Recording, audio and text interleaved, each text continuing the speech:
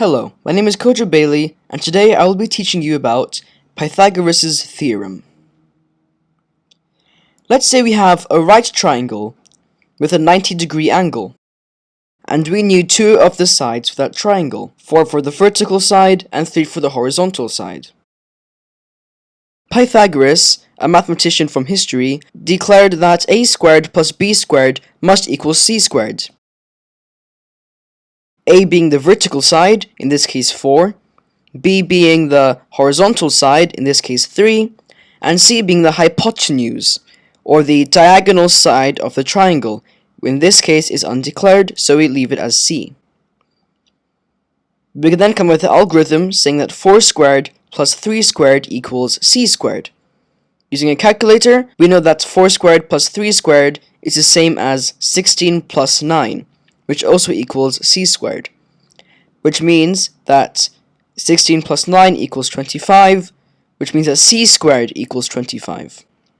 So we know that c equals 25, or does it? In the algorithm, it states that a squared plus b squared equals c squared. Therefore, we must find the square root of c squared to leave us with c. The square root of 25 is 5. So now we know that c is 5. Now let's say we wanted to find a instead. We would have to do the same algorithm but backwards. In this case, c squared minus b squared equals a squared, or 13 squared minus 5 squared equals a squared. Again, using a calculator, we know that 169 minus 25 equals a squared, which equals 144. And if we find the square root of 144, we will get 12, meaning that a equals 12. And there we have our missing side.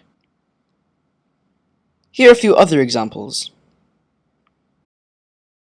We have the numbers 6, 9, and the missing hypotenuse.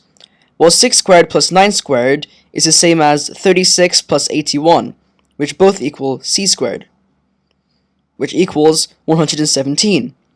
Then we have to find the square root of 117, which approximately equals 10.8. Therefore, c is more or less 10.8. Now let's say we wanted to find b. We would do 18 squared, or c squared, minus 13 squared, or a squared, equals b squared, which equals 324 minus 169 equals b squared, which equals 155. Then the square root of 155 is approximately 12.4, so therefore b must be 12.4.